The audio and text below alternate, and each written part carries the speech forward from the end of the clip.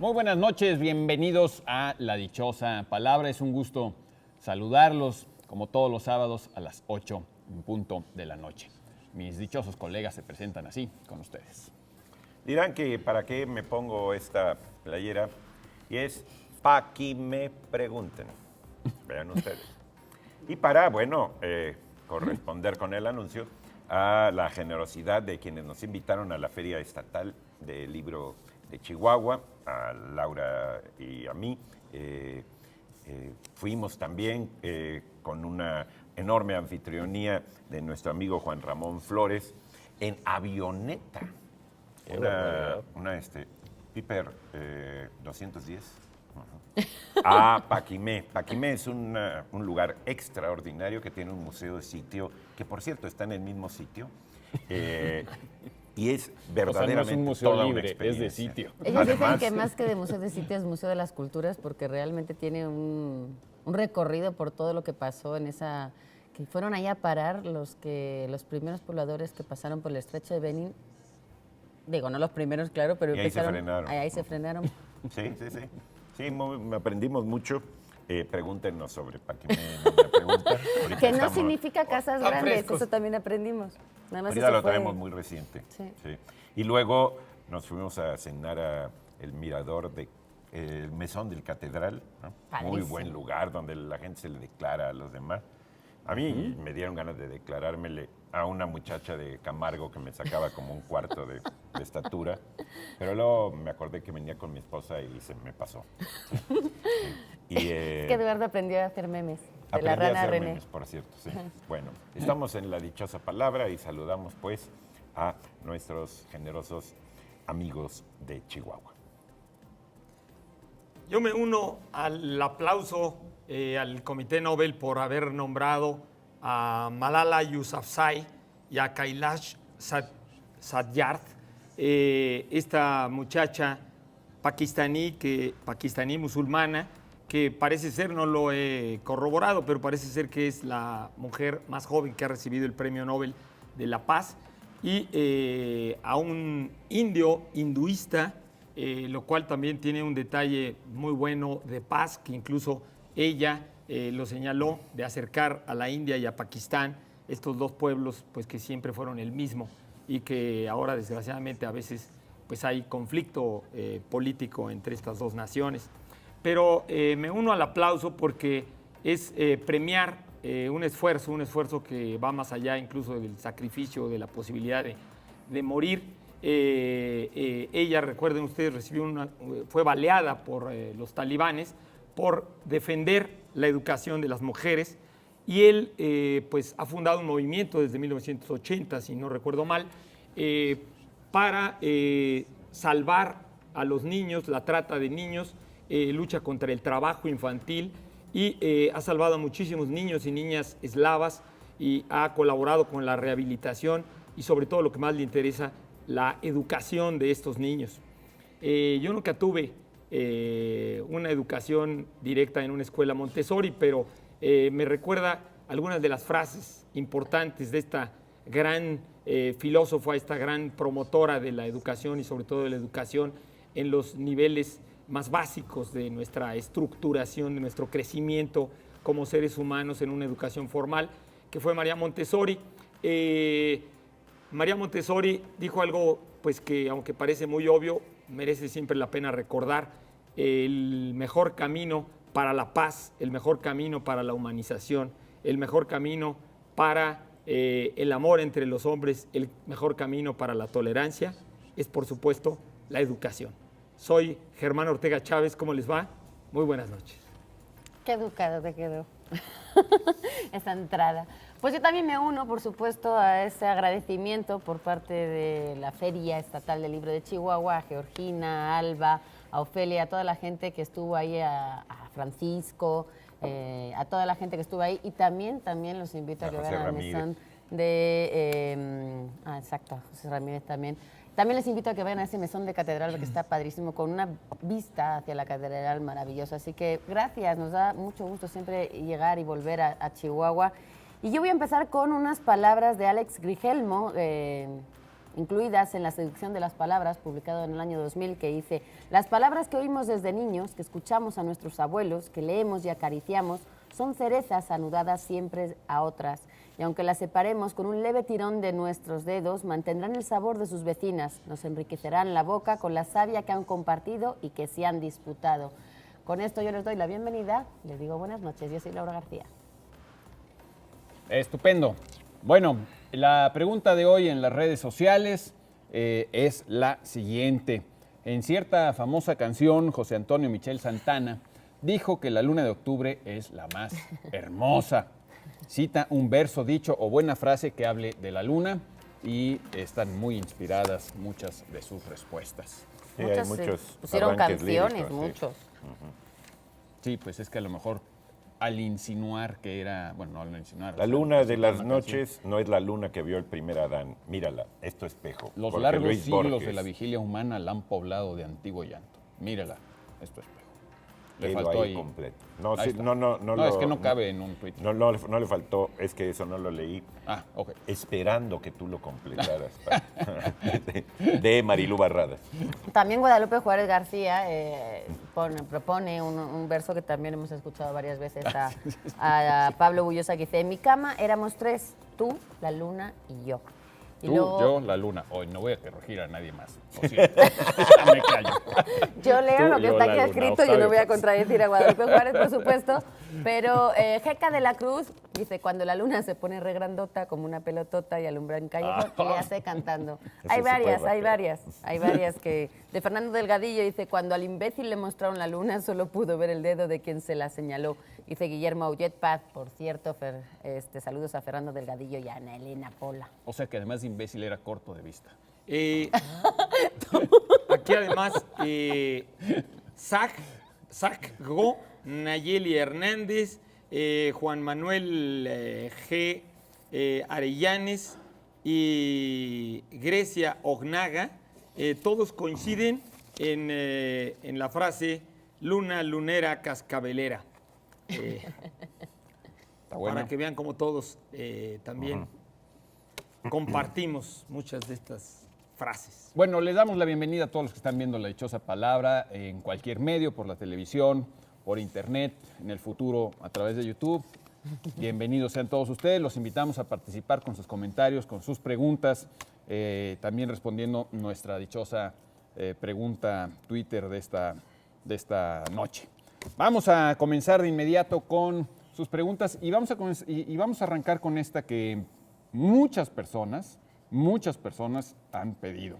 José Ortiz, Pablo Muñiz, Rado Miserso, Janine de Caf, Josué Flores, Luciérnaga Ramírez, Miguel A. Martínez y algunos otros que se nos olvidan, piden que hablemos ya sobre Julio Cortázar. Ya. Sin dilación, ya no le demos largas. a Antes de este que se asunto. pase el centenario. Sí, todavía le falta. De todos modos, lo que pasa es que es el año Cortázar en muchos lados, pues su centenario es un nacimiento. Cortázar fue un autor muy importante para los lectores de mi generación, los que comenzamos a leer literatura, digamos, a nivel de la universidad o de la preparatoria en los años 60, ¿no? A finales de los 60. Fue un escritor muy prolífico que abarcó muchos campos. En el campo del cuento, básicamente es uno de los cuentistas más, más rigurosos, más extraordinarios. Tiene cuentos muy memorables, siempre con algún sesgo fantástico. El planteamiento de Cortázar es que, bueno, había otras realidades aquí en nuestra propia realidad objetiva y que viendo por los intersticios se podían atisbar, otras dimensiones que no podíamos ver a simple vista. Entonces hay cuentos extraordinarios, bestiario, etcétera, ¿no? Luego es el inventor de unos personajitos muy curiosos que son los cronopios, ¿no? Y los Y los famas. Yo antes era cronopio, ahora ya más me dio fama. Borrachas. Pero cortázariano sigo siendo, ¿no? Y bueno, son personajes que tienen un sello, un enorme sentido del humor. Cortázar planteaba pues que el sentido del humor era, digamos, fundamental para la vida y que la alimentaba y la enriquecía. Y autor de una novela que fue importantísima también dentro de las novelas de los autores del boom, que es Rayuela. Rayuela es una novela muy intelectual, muy llena de referencias culturales. A mí me puso en la necesidad de leerla junto con El pequeño Larousse ilustrado, porque cada vez que aparecía un autor, y aparecían muchos autores, yo no sabía quiénes eran. Entonces, para mí, escalar la novela Rayuela fue como escalar la montaña mágica, y en lo personal para mí fue decisiva porque es por lo que comencé a estudiar letras, por esa novela. Si no hubiera sido yo economista, y ahorita el país sería una primera potencia mundial boyante, ¿no? Y bueno, Lástima. básicamente... Sí te estás Cortázar- volviendo fama. No, y ya me lo estoy creyendo. Y básicamente a mí lo que más me gusta de Cortázar es una prosa poética magnífica. O sea, Cortázar es el mejor ritmo en prosa que yo he oído, es el de Cortázar en muchos de sus textos, ¿no? Ujú. Curiosamente, luego no es tan apreciado como poeta, Sí. pero como poeta en prosa es muy apreciado. Sí, Sí, yo Y le como daba miedo la traductor, ¿no? poesía También fue columnas. en columna, sí. traductor de la UNESCO durante mucho tiempo y a mí me recuerda mucho el personaje de él a Eduardo Casar. Le gusta el box, como a ti. También tiene un guión de cine, un intento por ahí, ¿Tú un también trabajo. tienes un guión de cine? También Eduardo sí, Casar también. tiene uno. Bueno, que se filmó. Y este año que justamente están en el año Cortázar, ha habido muchos libros y muchas ediciones nuevas de Rayuela y una de Alfaguara con las cartas que se intercambió con gente para ver cómo iba saliendo ese libro. Y yo recomiendo mucho el Cortázar de la A a la Z, que también es de Alfaguara Alfaguara. también, que es una biografía bastante curiosa, contando por letras, el abecedario, cosas y elementos, pasajes importantes para él o que él de los que ha hablado en su vida y que han sido representativos más allá de Rayuela, ¿no? Y es una... Bueno, y ahorita Nos piden que vayamos a que la vayamos a la dichosa. dichosa, Volvemos, así sí. que Y ahorita volvemos comentamos. cortasariamos, ¿no? Cortasaria. Obedezcamos la voz de nuestro productor.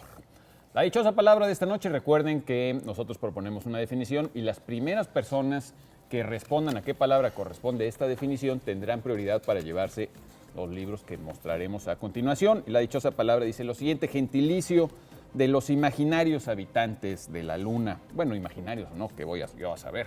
Yeso cristalizado, espejuelos, palabra de origen griego. Muy fácil. Estás Por muy cierto, lunático preciosa hoy, ¿no? palabra, ¿eh? Muy lunático andas Sí. hoy. Es que con lo que pasó el miércoles en la madrugada, que Sí. mi mujer se levantó a ver el eclipse. Increíble, increíble. Sí. Qué fenómeno. Se reconecta. Y además uno se vio con él. bonito. ¿Eh? Se vio bonito. Sí, sí. Yo estaba... Tenemos para quienes respondan la dichosa palabra, Filosofía, una guía para principiantes, de Jenny Teichman y Catherine Evans, cortesía de Alianza Editorial.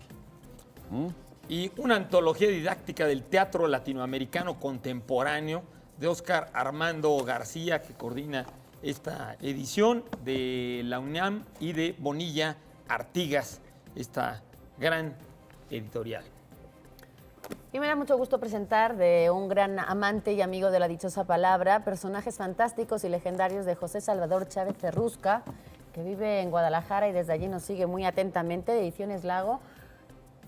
José Salvador tiene muchas publicaciones acerca de personajes fantásticos, ahora que mencionabas, le encanta la mitología y tiene una amplia colección acerca de ellos. Este en concreto se sitúa en los países nórdicos, en la Gran Bretaña y en la Europa Central, y pues tiene un estudio bastante bueno sobre estos personajes mitológicos y fantásticos. Muy recomendable, va hasta Guadalajara. Un abrazo para José Salvador y este libro para quien se lo pueda llevar esta noche. Muy bien, y nosotros, si tenemos mucha suerte, vamos a ir a muchos comerciales. Si no tenemos mucha suerte, pues poquitos comerciales. Y también, si tenemos mucha suerte, seguiremos hablando un poco más de Julio Cortázar. Volvemos.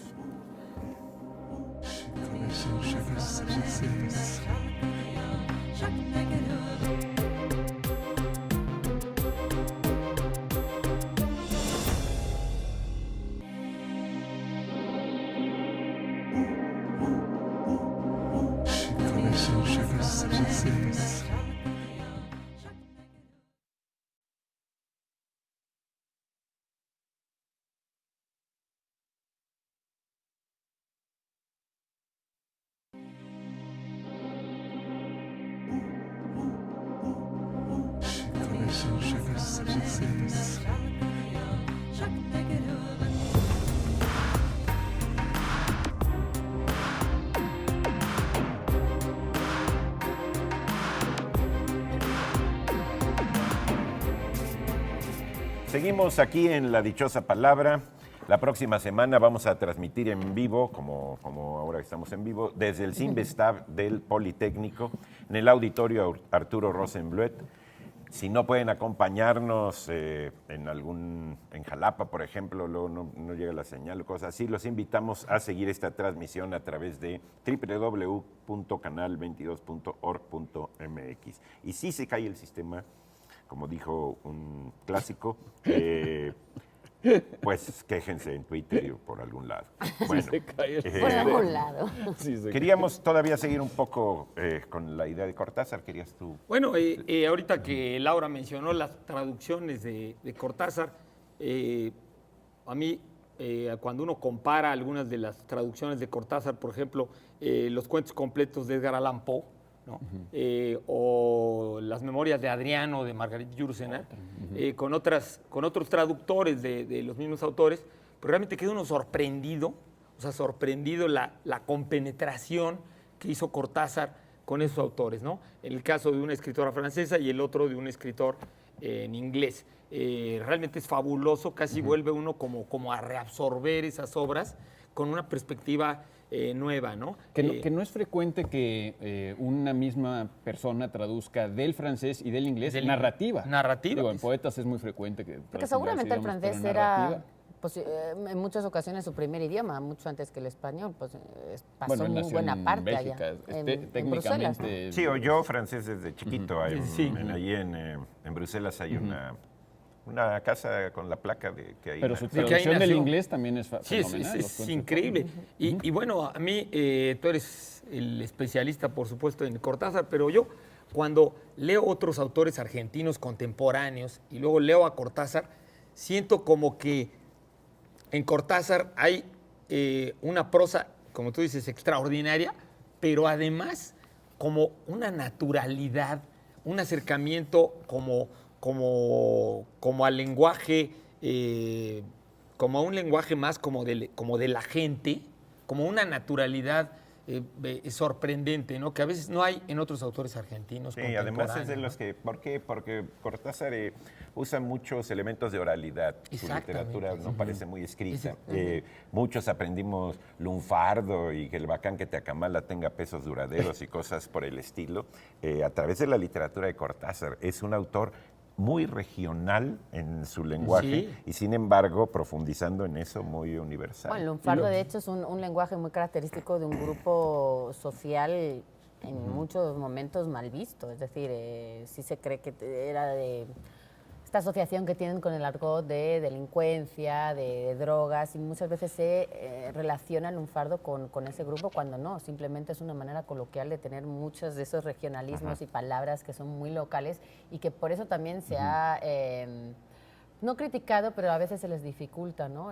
No es tan argentino él, pero sí, evidentemente se ve una argentinidad ahí. A mí lo que me llama la atención... Borges también tiene muchísimas cosas del Muchísimo. lunfardo. Y los recrearon, cuchilleros. Pues es que los sí, cuchilleros. ese Pero es la su estructura, lenguaje. yo me refiero un poco a esto que dice Eduardo del acercamiento a la oralidad, ¿no?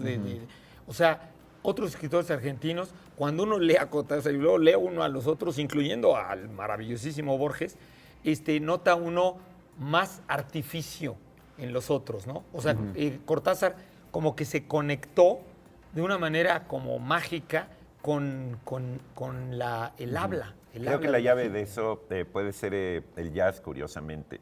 Él aspiraba a lograr una especie de swing que tuviera capacidad de improvisación en la propia escritura. Ahora que se han publicado sus cartas, uno ve que las cartas fueron como el gran laboratorio para tener esa soltura, ¿sí?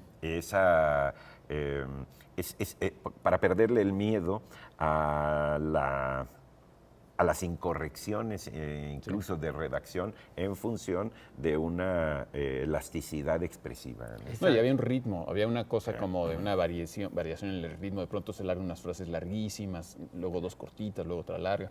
Y a la vez Rayuela, que es quizás, creo que su libro más importante, es una novela que, al igual que El Quijote o Madame Bovary, está hecha de libros, o sea, y de lecturas. O sea, a mí todo el tiempo son sus lecturas ahí mezcladas. Es la historia de un súper lector, lecturas ¿no? que además, exacto, aquí hemos defendido siempre que para ser un escritor primero hay que haber sido un muy buen lector. Él cuenta que cuando era niño se enfermó y pasó un largo tiempo en cama y que su madre lo que le daba para entretenerlo era libros y libros y libros. Incluso él dice que, o bueno, yo he leído por ahí que confesó haber leído durante horas y horas y horas El Pequeño Larousse, que tú ahora mencionabas. Claro. Él era un lector de diccionarios, que es una lectura muy rara si no es de consulta. Pero Y incluso hasta le de da letreros. pesadillas. Sí. Hay un pasaje de Cervantes donde él dice que hasta leía los papeles que encontraba tirados en la calle y en cualquier lado.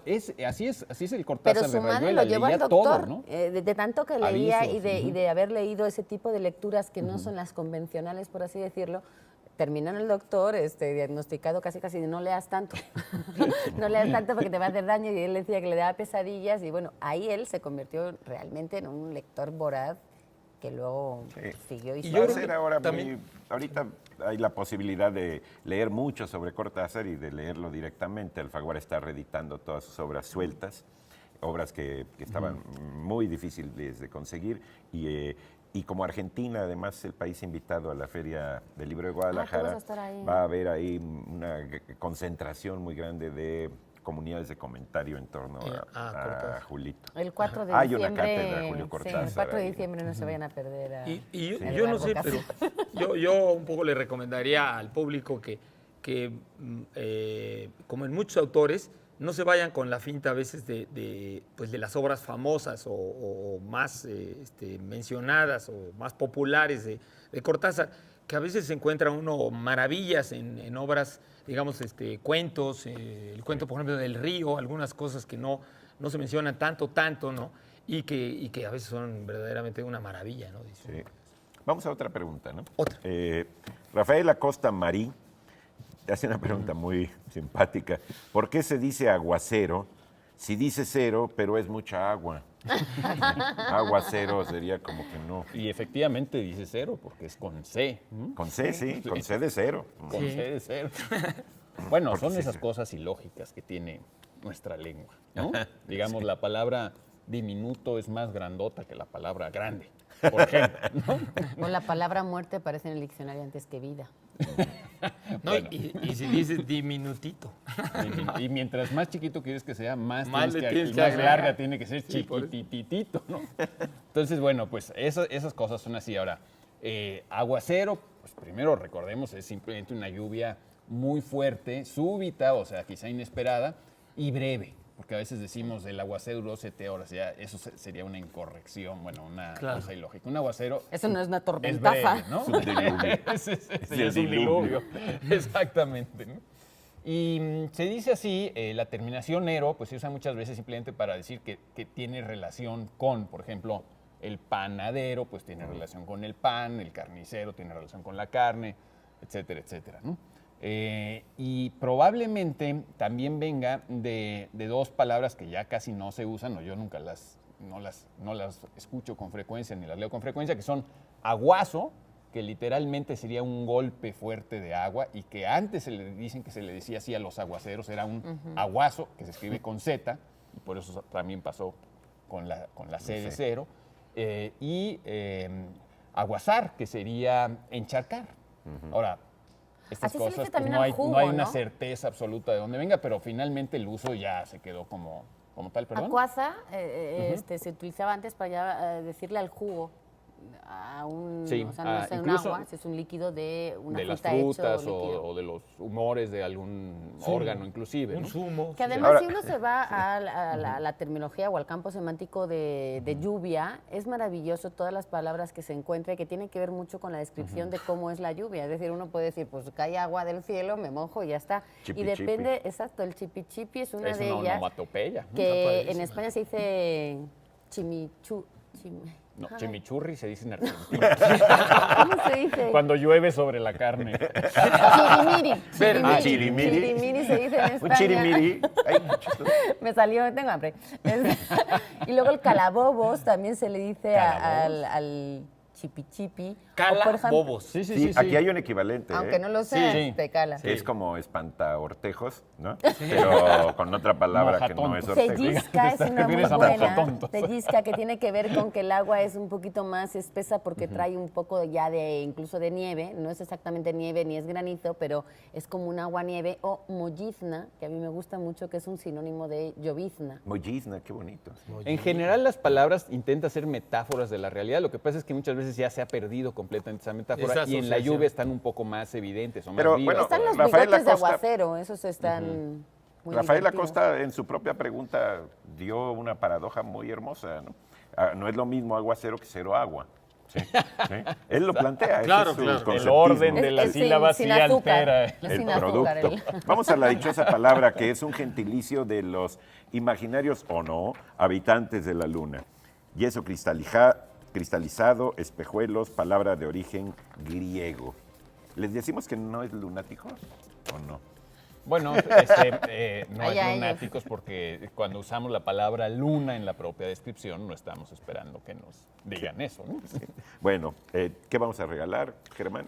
Vamos a regalar en dosis diarias de Alberto Montt, editorial Sexto Piso, que tiene unas simpatiquísimas ilustraciones acerca de muchas ideas importantes que comunicar a los niños, pero la manera como lo hace es verdaderamente fantástica, muy simpáticos dibujos. Y se va acercando la FILIG, esta feria del libro juvenil e infantil, y nosotros vamos a estar ahí, ya les diremos cuándo, pero por eso también queremos presentar Los Monstruos y Tú, un manual para niños de 3 a 10 años y monstruos de 300 a 800 kilos, escrito por Martín Solares e ilustraciones de Trino, el maravilloso Trino, este tapatío que nos deleita con el jam de moneros, últimamente, que es esa improvisación de escritura, música y dibujos que lleva también junto a Gis, porque Gis y Trino casi son como... Están Laurel y Oliver Hardy. Tuvieron fuera de cancha, ahora estuvieron también deleitándonos en el Mundial y bueno, siempre se les ocurre cómo llevar la caricatura, la ilustración a todas las expresiones habidas y por haber. Bueno, pues esta es una más de esas tantas expresiones, maravilloso. Y bueno, Los Monstruos y Tú, para perderle el miedo, los niños o los no tan niños a los monstruos, cualquiera que sea. Qué alivio. De Juan José Rodríguez tenemos ejemplares de La novia de Houdini. Qué buen título, ¿verdad? Y viene con muy buenas recomendaciones de Alberto Ruiz Sánchez y de José de la Colina, y quizá Eduardo Casar quiera Sí, añadir es alguna un otra. gran escritor. Juanjo es un gran escritor. Tiene una novela que a mí me fascina sobre el mejor invento del siglo, que es sobre el cine en Mazatlán, que es hermoso. ¿Él es de Mazatlán? Él es de Mazatlán. Y tiene dos obras sobre Ahí la como revista, Pablo. como el espionaje y el mundo de los chinos. Ah, el sí. mundo de los chinos en México, ¿no? Sí. Sí, el mundo de los chinos. Muy ágil escritor, muy ágil escritor.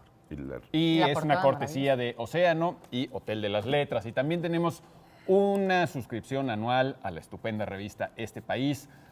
Muchas veces cuando manejamos las cifras o se manejan las cifras en los medios de comunicación se hace sin ton ni son y no se entiende que es una correlación, que es un montón de cosas. Este número les va a ayudar mucho a entender el manejo de las cifras. Simplemente para Muy bueno. cuantificar, ¿no? Cuando una marcha tiene 1000 o de repente aparecen 20,000 personas y que no saben cómo bien contar.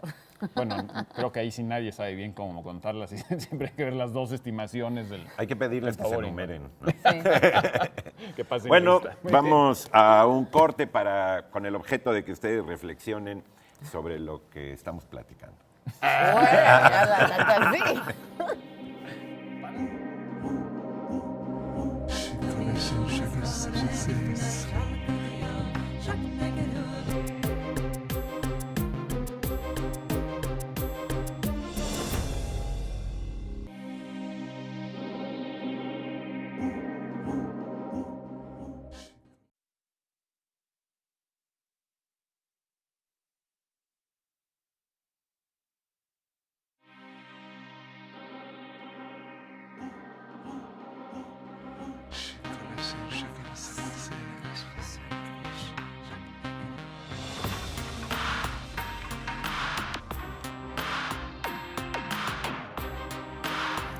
Aquí seguimos en la dichosa palabra 11 hoy es, no, hoy es 18 de octubre y el 25 vamos a estar, no estamos grabados, estamos totalmente en vivo y el próximo sábado, el día 25, vamos a estar en el Fimbestad, así que a todos aquellos que quieran acompañarnos vamos a estar ahí, lleguen temprano, el programa es a las 8 y están todos invitados. Saludamos, como no, a la gente que nos está viendo por la señal de Canal 22 Internacional y por internet. Y nosotros aquí ahora ya sí vamos a seguir con Francisco Landa, por ejemplo, que llamó y dijo, ¿cómo se componen los sonetos? Y yo le quiero preguntar al poeta.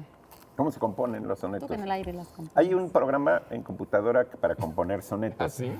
Bueno, se puede establecer, porque formalmente, en realidad se trata de un tipo de poema con un formato fijo. El formato fijo consiste en 2 estrofas, o sea, 2 bloques separados por espacios blancos, de 4 versos cada una y 2 de 3 versos al final. Es decir, en total 14 versos. El soneto clásico son versos de 11 sílabas con rimas alternas, es decir, alternadas. Y es una forma que realmente es un prodigio de forma, de formato, es un machote poético, ¿no? Porque, bueno, esta viene de los italianos, antes en la poesía española no se usaban las octavas reales, otras formas, pero viene con Garcilaso y Boscán, Petrarca crea el soneto y lo difunde, y lo que es increíble es que ha resistido tanto el tiempo. Ayer vi un libro de sonetos de Andrés Newman, narrador, que son sonetos con el formato de sonetos, muy parecidos a los de Joaquín Sabina, que hace sus sonetos y le salen muy bien. Bastante bien, Es sí. decir, es cumplir con el requisito del formato. Porque, por ejemplo, los sonetos de Neruda eran sonetos sin rima, él decía que eran sonetos de madera, y cada quien, bueno, puede hacer más largos o más cortos los versos. El chiste es que jugar al soneto es como jugar ajedrez. Uno se impone reglas y tiene que cumplirlas. Y es realmente toda una experiencia de ingenio y etcétera, ¿no? Decía Miguel Hernández que un soneto era un huracán de lava en el presidio de una almendra esclava. ¿Sí? Es decir, poder poner todo lo que fuera, un soneto sobre la cebolla y un soneto sobre el amor edípico, en ese mismo formato. El soneto es un gran reto. La mejor manera de componer un soneto, la mejor escuela de componer un soneto es que elija usted el soneto que le guste y trate de imitar la cadencia, el largo, los acentos, poniendo las cosas que usted quiere decir, ¿sí? Es decir, por imitación. Uno aprende a escribir versos de oído, no por nota. No pone una línea y la divide en 14, en 11 cuadritos para poner en cada uno una sílaba, ¿no? Sí, claro, parecería sudoku o de esas cosas, sí, ¿no?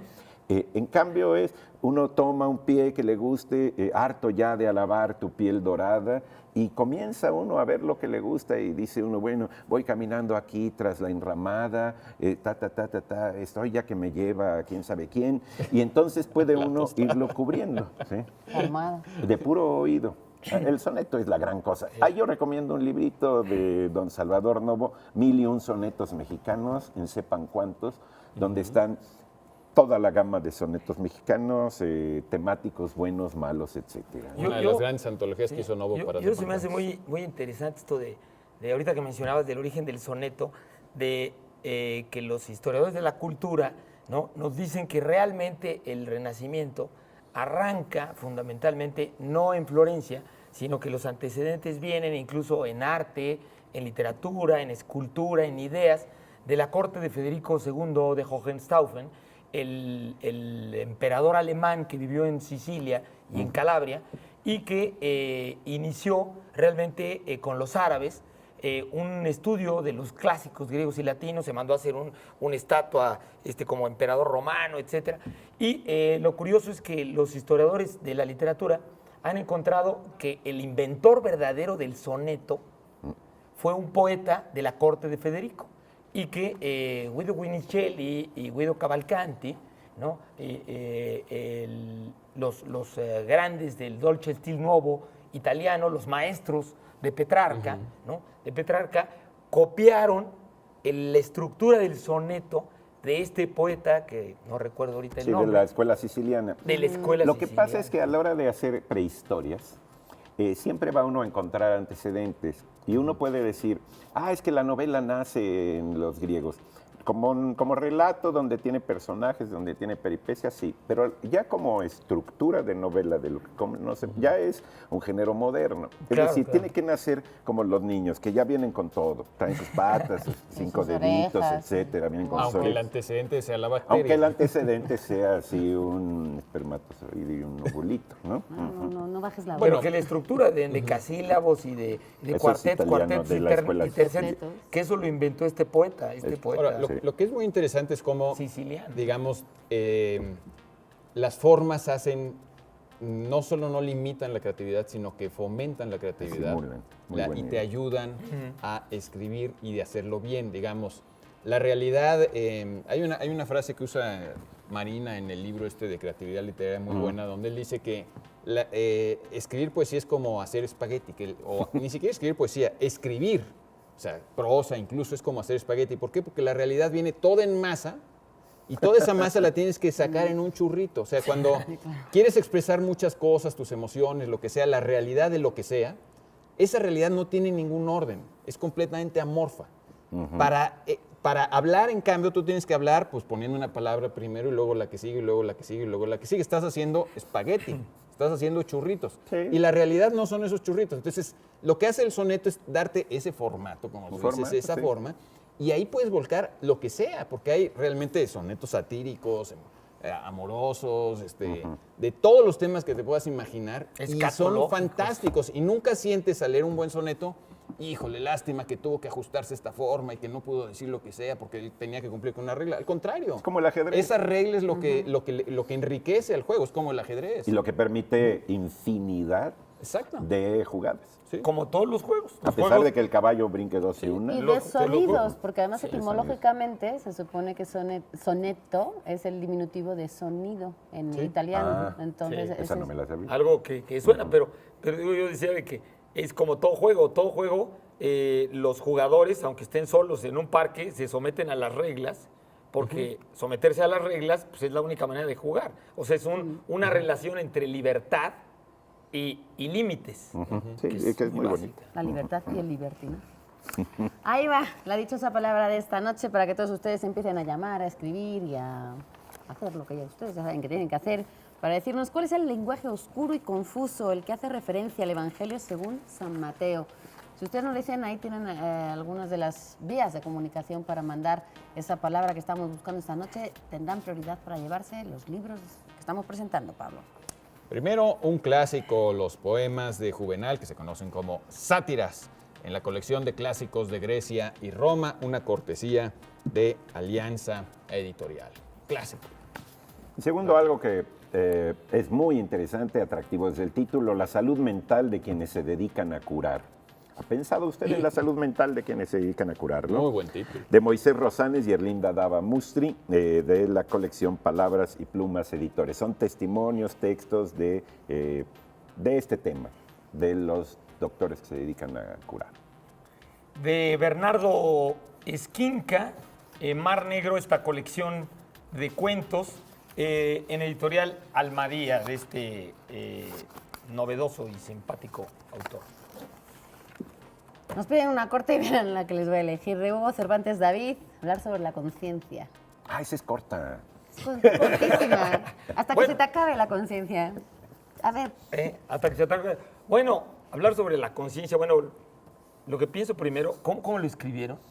hablar sobre la conciencia es que es muy ambiguo. No, lo que te iba a decir es que ya, si es con conciencia, S hablando o del con C. diccionario. Bueno, aquí es que se lo habló... aceptan las dos, con Sí. S Era o lo que iba a con decir, C. que se acepta de las dos maneras, digamos, para como Aunque lo se ha ido escribieron, perdiendo la práctica del SC. del SC, pero no realmente viene se lo mismo. podría escribir con SC o con C, ¿no? Casi siempre lo escribimos con C. Con C, nada más, exacto. Pero se aceptan las dos. Sí. Se aceptan las dos. Bueno, yo lo primero que diría es que una definición así increíblemente rápida como la que nos pide el productor, pues es pues simplemente darse cuenta, ¿no? O sea, darse cuenta, pues hasta los biólogos y los zoólogos dicen que un animal tiene cierta conciencia de algo porque se da cuenta de algo. Incluso los botánicos dicen que cuando una planta capta la gravedad y todo, es el principio de la conciencia, porque capta, digamos, la gravedad, capta la humedad y todo. Pero realmente la conciencia, digamos, yo creo que lo que están queriendo preguntar, pues es algo que además es muy difícil de definir, porque toda definición se dirige a una conciencia, previamente, ¿no? A una conciencia. Y pues por un lado podríamos decir que la conciencia es esto que los griegos, la palabra es de origen romana, pero los griegos le enseñaron a los romanos, es este fenómeno, pues realmente cuando uno lo piensa rarísimo, de un pensamiento que se piensa, un sentimiento que se siente, ¿no? Un sentimiento. Hay siempre cierta dualidad cuando uno habla de la conciencia, ¿no? En el sentido de nuestro yo que se observa a sí mismo, ¿no? Que se observa a sí mismo y que los filósofos distinguen entre conciencia de lo exterior de las cosas y cómo estoy cobrando conciencia de las cosas y cómo también la otra conciencia, que es la más importante y la más difícil de definir, yo cobro conciencia de que soy yo, ¿no? De que yo tengo un yo, ¿no? Podría ser conocimiento de los contenidos mentales, ya sea propios o ajenos, ¿no? Una mente que es muy de los ajenos, pero lo más interesante es pues, siempre que los filósofos griegos hablaban de la conciencia en el sentido de que yo me doy cuenta de mí mismo y de cómo estoy dándome cuenta, ¿no?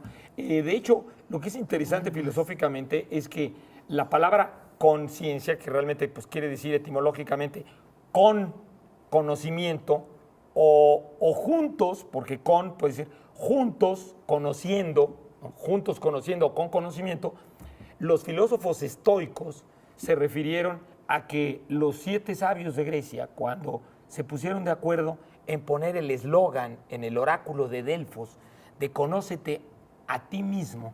Noticia autón. Y que luego, que era lo que todos leían ahí en el oráculo de Delfos al entrar, y luego esta frase que fue siempre muy referida por Sócrates, ¿no? Del oráculo de Delfos, se refería justamente a una idea india.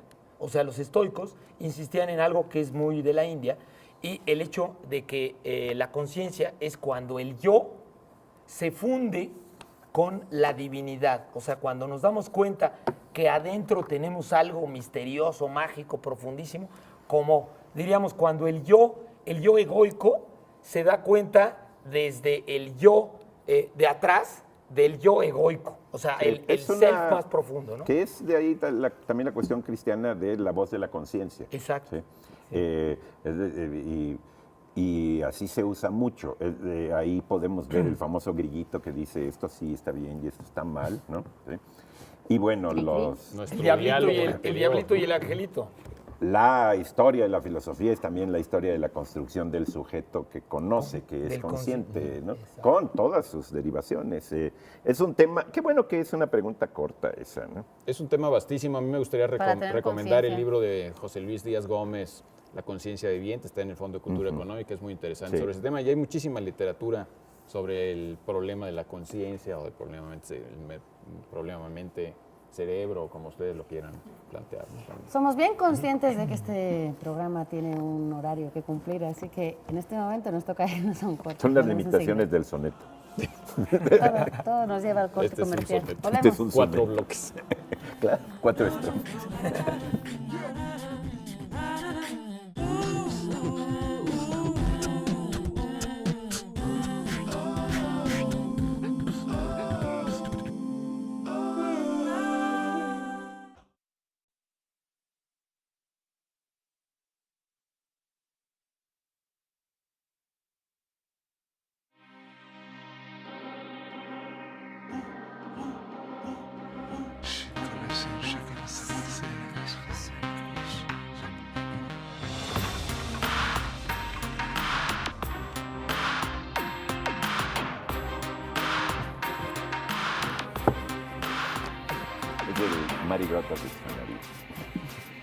Bueno, continuamos aquí en La Dichosa Palabra. estaban comentando que esto era como un soneto en 4 bloques, así que vámonos al último terceto. Por cierto que hay todo un género de sonetos acerca de cómo se escriben los sonetos, desde aquel famoso de Lope de Vega. Claro. Ese no me lo Un sé. soneto me manda a ser violante, que no Exacto. sé qué, y que Voy van en tal. diciendo en qué Exacto. voy en cuál tal cuarteto, el primer terceto, etcétera. Sí. Ah, el poeta siciliano se llama Giacomino Pugliese, como el gran acordeonista argentino. Giacomino Pugliese, el creador del soneto, dicen.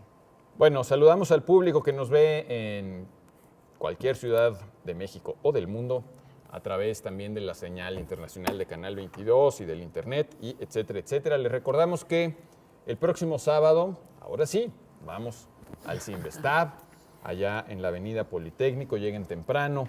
Esto es en Zacatenco, ya lo saben, en el Sinvestab. ¿Algo más? No tenemos pendientes, vámonos con una pregunta, si nadie me dice nada más. Jorge Antonio Ajas nos pide que hablemos del legado de Javier Marías. Es raro, ¿no? Es un escritor vivito y coleante. Eso ¿o te iba me a decir, equivoco? legado. Muy pronto para Es muy hablar de- pronto, pero no lo sé. A lo mejor... Bueno, a lo mejor es la redacción nada más, ¿no? No sé. Y hablar de María sin el legado, ¿no? Ya sin tratar de sacarle los elementos de trascendencia que tenga, ¿no? Por cierto que la otra vez que estabas planteando lo de por qué una obra sobrevive y eso, hay un librín que sacó Almadía, de Hugo Iriart, que es sobre la pervivencia de la literatura. Es en la editorial Almadía, ganó el premio de literatura Mazatlán hace creo como 2 años. Ya lo leí y está muy interesante porque plantea por qué, digamos, Borges sigue siendo muy leído y muy famoso y Alfonso Reyes no lo es tanto. ¿sí? Bajo el Y rating. hace una No como poeta. muy minuciosa comparación y da unos motivos porque Hugo Iriart es... Muy- Yo un siempre que lo explorador veo pienso fascinante. que es como Sócrates, ¿no? Sí, es un Incluso explorador físicamente se fascinante. parece. Y, Incluso ha intentado como partir de, digamos, no de los libros, sino de la vida y arrancar nuevamente un estudio de los sueños. sí, no, bueno, por sí su mismo, que es interpretación increíble, de los sí. sueños es Sí. buenísimo libro.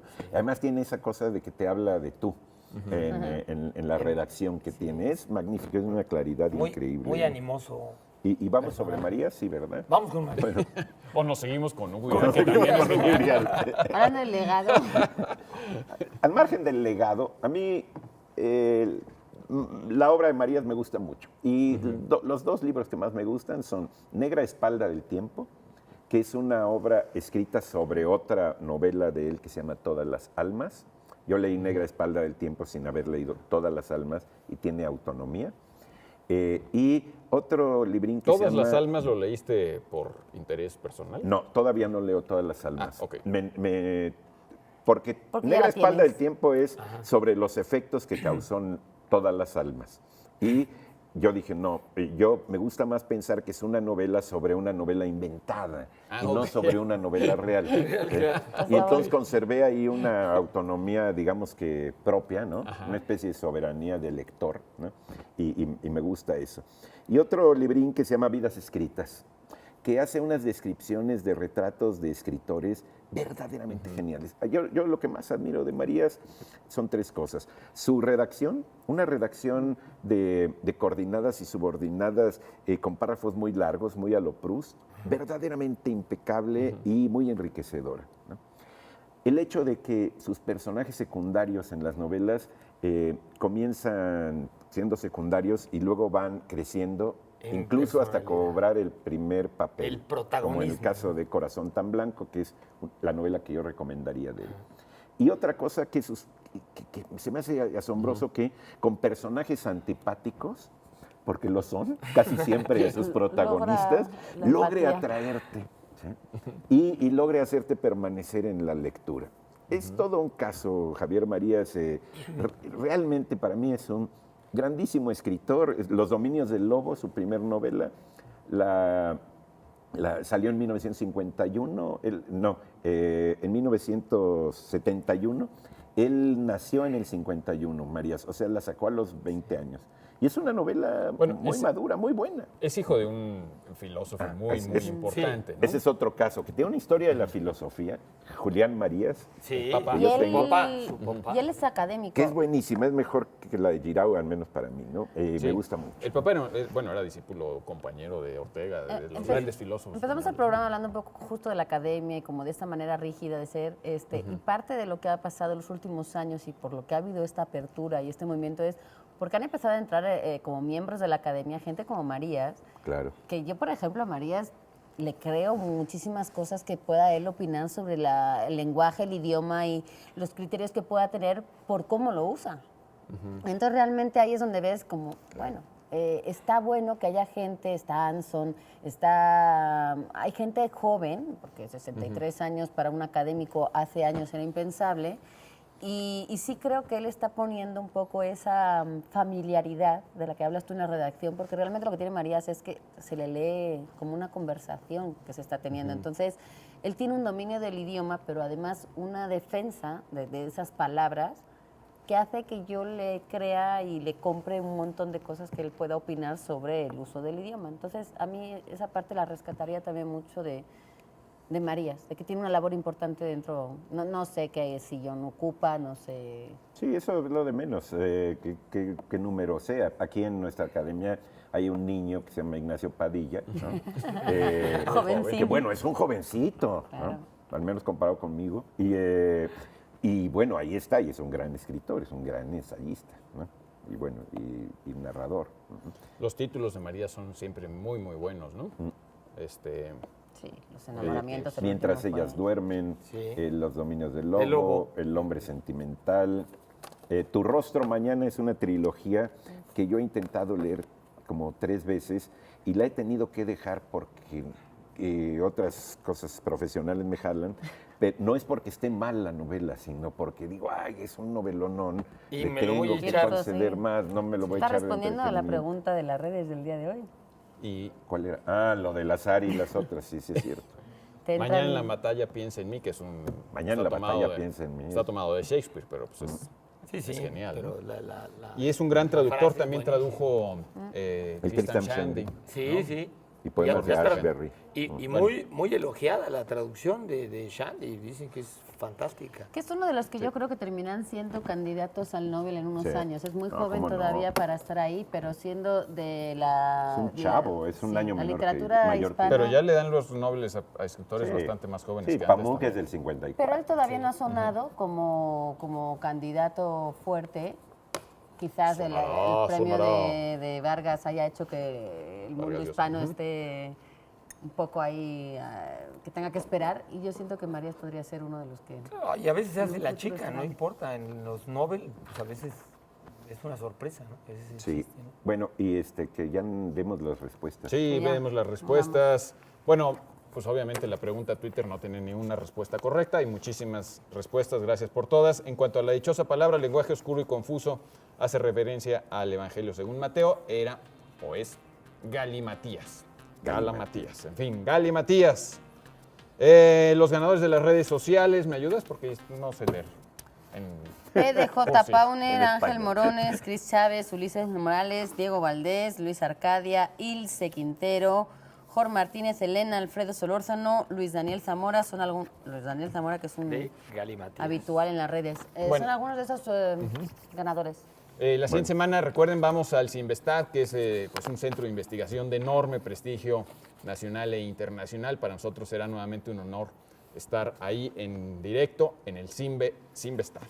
Así que, Así es. de nuevo, muchísimas gracias, Eduardo Casar, Laura García, Germán Ortega, Pablo servidor. Villosa, buenas Los esperamos noches. la próxima semana. Muy buenas noches. Adiós.